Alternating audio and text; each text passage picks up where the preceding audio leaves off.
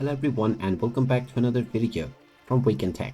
In this video, I'm going to show you how to log into your existing account on Fetch. So let's get started right away.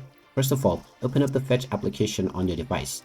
And if you haven't logged in or signed up, you will be taken into the homepage where you can use your phone number or your Google or Facebook account.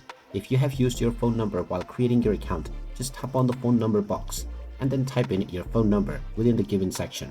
After typing in your number, tap on the continue button and you will be asked to enter the verification code that has been sent to your SMS.